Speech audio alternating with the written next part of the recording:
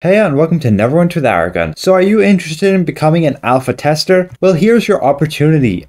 Chris, the community manager, made a post on how to participate in early access. A few requirements is essentially have a good standing with the game. Make sure you're not currently banned, you have no history of pervasive abuse or toxic behavior. You must have the ability to provide feedback on a clear and focused manner. Also be respectful and civil towards development team, and also adhere to the signed NDA and have access to Discord. I will warn you that signing the NDA will require you to fill out all of your personal details, like your address, your name, and your date of birth. And those are essentially can be used against you if you, go and break your NDA. They could even bring you to court if it's something severe. So it's definitely not something that's up everybody's street who especially values their privacy. And I completely understand that. You are taking a risk by signing this NDA that, yes, you are committing to a contract where you don't disclose information you see while in early access. Otherwise, you'll be hurting the game by spreading either false information or information that essentially is still in development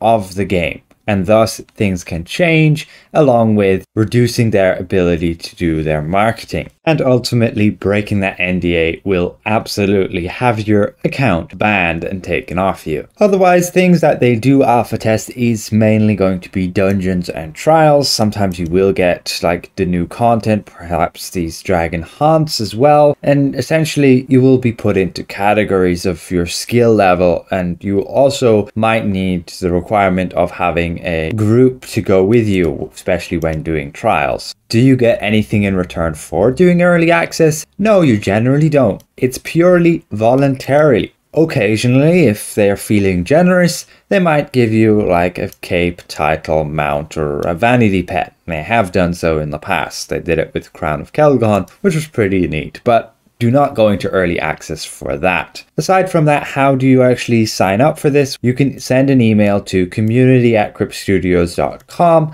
and go and provide your account name. That is the @handle you see within the Q chat here. You can see mine just there. The name of the characters you'd be interested in testing in. You can have multiple, the classes you play, and the level of skill. That being whether you're a new player, you're a more casual player, or you're hardcore master content player. And overall, ideally you would have availability between 10 AM to 5 PM Pacific time on the weekdays. They don't work on weekends, so that's out of the story. And ultimately, the main reason you're in early access is to provide feedback. So if you're not up for that, don't even bother. And the normal ways to provide feedback would be on a voice chat on Discord.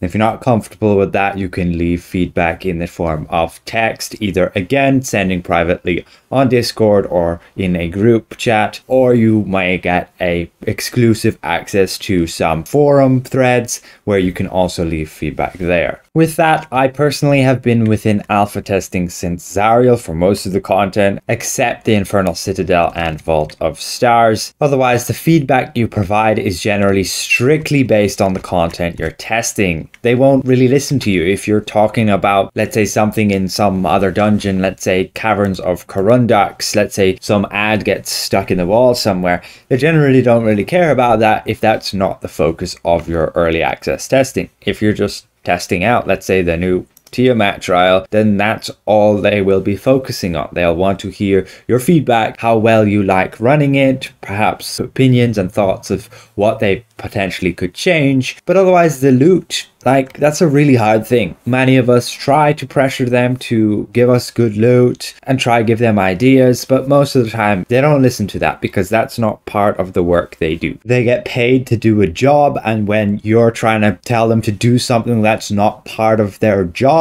then they're not interested in that because they don't get paid to do that. You understand what I mean? A guy who's paid to fill holes in the road is not going to care if that road sign is in disrepair when that's not his job. They try and make the content enjoyable, and we're there to just test out, make sure there's no bugs, and yeah, overall make sure that it is fun to run. But sure, you might be too good for alpha testing. Otherwise, yes, you're not getting anything out of it other than fun. You don't get rewarded, and if you feel you need to be rewarded, then it's not the place for you. Overall, we play games for fun, and that's really what the core aspect of this alpha testing is. You get a bit of fun out of it, you get the opportunity to help the game become a better place. And if you just want to be an asshole and sign an NDA and then break it by leaking stuff, well, you're going to get outright banned pretty quickly, and they won't be bringing you back. And otherwise, they might shut down alpha testing